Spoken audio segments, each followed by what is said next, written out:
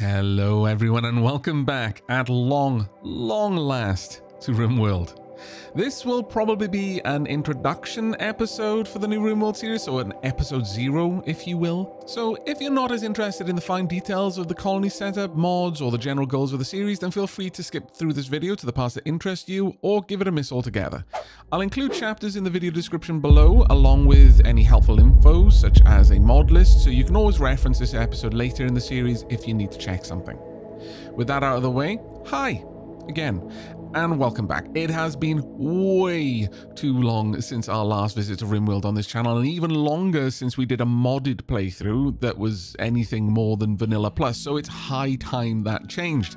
And for this series, we're not only going to be playing with all the DLC, because why not, and also because Eldritch Mysteries and Cyborg Vampires are the stuff dreams are made of, not necessarily happy dreams, but dreams all the same. But in addition, I'm finally checking out Combat Extended. This massive mod changes the game balance in enormous ways, way too many for me to actually go into detail in this video, or possibly any of the videos. You're just going to have to pick up bits along the way through the series. But it is also probably one of the most requested mods in all of my series combined. Honestly, if I'd had £1 for every time someone requested that I play Combat Extended, I wouldn't need to monetize my channel. It is a very, very popular mod, and it is kind of shocking that it's taken me this long to get to it. But while I am new to the mod itself, I have done my due diligence, and I won't be marching into this blindly, or at least not as blindly as I could. I've at least playtested it a bit during streams, which some of you may have already checked out. And that's also where I refined the mod list that you can see in front of you right now. I won't shout out every mod by name, but as I said, I'll include a concise list below for your reference, and if there's interest, I could also throw together a Steam collection now that I think about it. Let me know if that would be helpful for you. But the main takeaway here is that while my focus is Combat Extended, since we're playing with, well, what I consider a big mod, I haven't really limited myself to purely quality of life mods like I usually do, so some of the other mods on this list will further affect the base game balance in some way or another, mainly as a byproduct, because I feel that the mod itself will make the game feel more exciting or make more sense. The balance changes are more of an aside. For example, colonists will turn lights off when they leave a room. But coming back to Combat Extended, despite my forays into the mod during streams, I am still very new to it, as I said before. I've not even experienced proper mech combat yet, something I am told is terrifyingly lethal with this mod. So while I think I have a firm grasp of the basics, tips are not merely welcome, they're probably required if you notice me making any apparent slip-ups. But the usual no spoilers please still applies.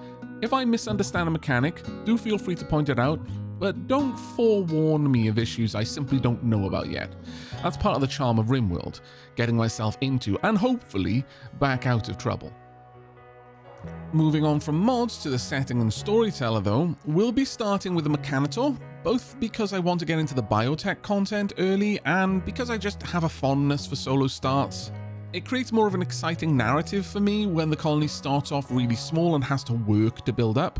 It will mean the early game will have to be a bit more thoughtful though, as with only one colonist, we will have a significant lack of skills and, more importantly, work hours to get everything done. However, the initial mechanoids with the Mechanitor start will help shore up the worst of the issues, so this series won't be as vulnerable to initial RNG as, for example, a Rich Explorer start. But from the narrative standpoint, it's fluid early on, as with most of my runs. I'll focus on the story and the rule of cool as much as efficiency or best plays from a meta perspective.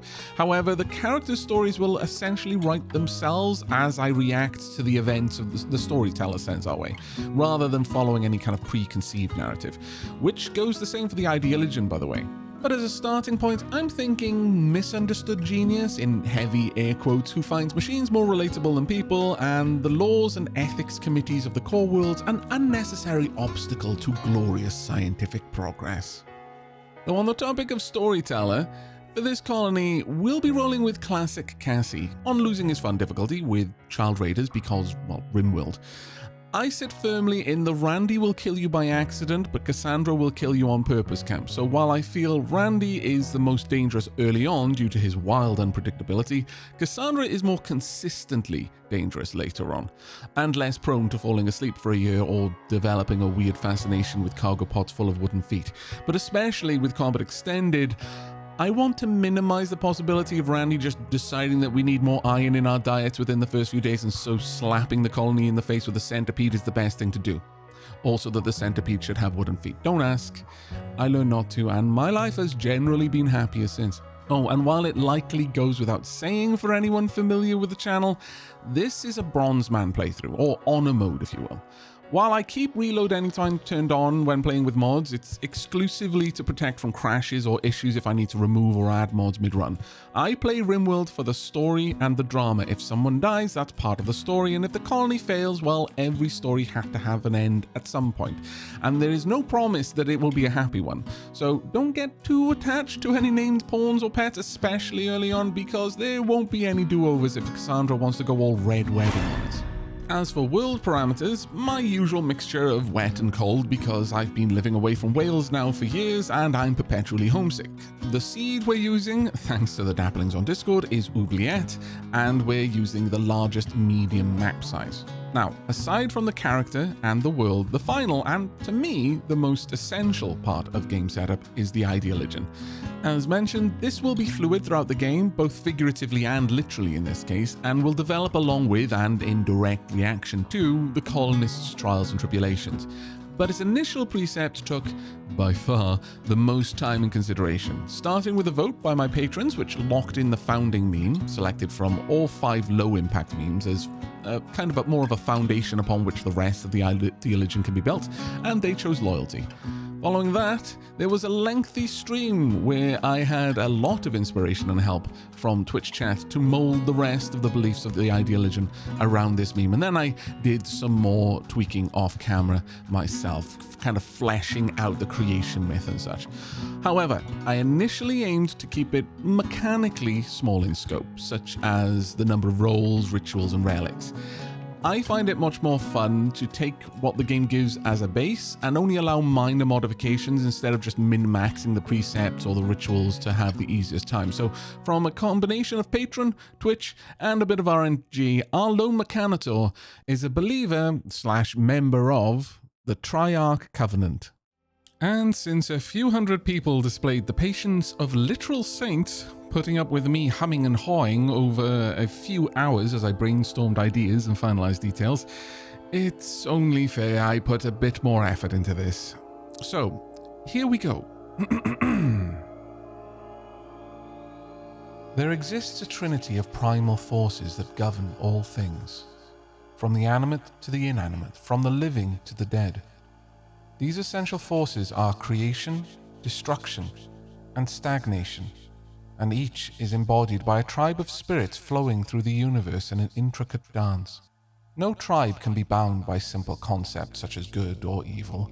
They are all necessary, and it is through devotion to their balance that life is allowed to function harmoniously. The Forgebound are the spirits aligned with creation. They are the architects of all that is built, born or imagined. The Forgebound inspire growth, innovation, and the drive to craft and create. They dwell in functioning machines, flourishing ecosystems, and the minds of inventors and builders.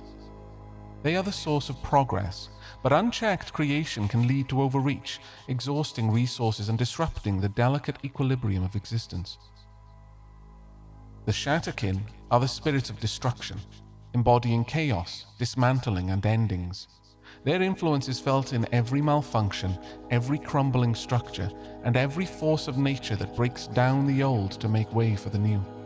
The Shatterkin clear away stagnation, allowing renewal and transformation. Destruction is not inherently malicious, it is a vital counterpart to creation.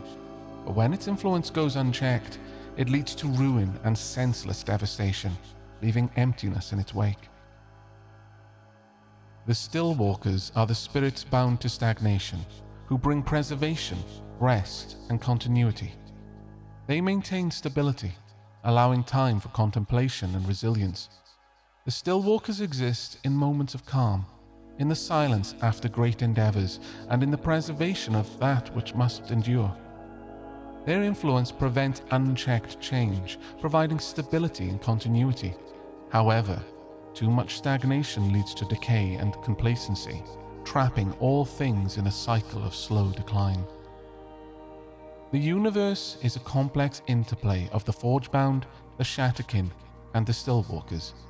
Each creation, each machine, each innovation holds an essence of these forces within it. It is the sacred duty of a triune, bound by loyalty to the Triarch Covenant, to understand and defend this balance from outsiders who, in their ignorance, would see it undone. Among the beliefs of the Triarch Covenant is the story of the Endlens. This legendary weapon is said to harness the raw destructive power of the Shatterkin. The prophecy tells of a triune who, through loyalty to the principles of balance, will wield the Endlens not merely to destroy, but to uphold harmony among the forces.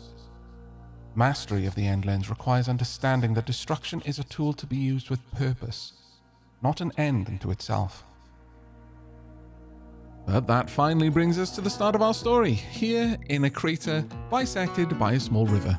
It's tucked away in the amusingly named Freevole Forest, a boreal forest region, 38 degrees and 13 minutes north and 125 degrees and 59 minutes east, in case you're playing with the same world parameters and seed, so you can find exactly where it is on the map.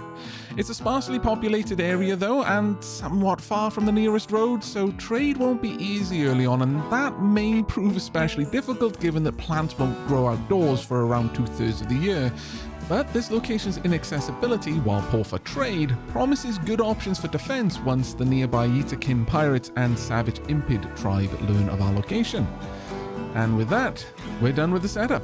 As mentioned, this will be posted as an episode 0 for the series, which means that episode 1 can hit the ground running and start getting into the gameplay right away, and if anyone's interested in getting more background on the world, then they can always skip on over to this video.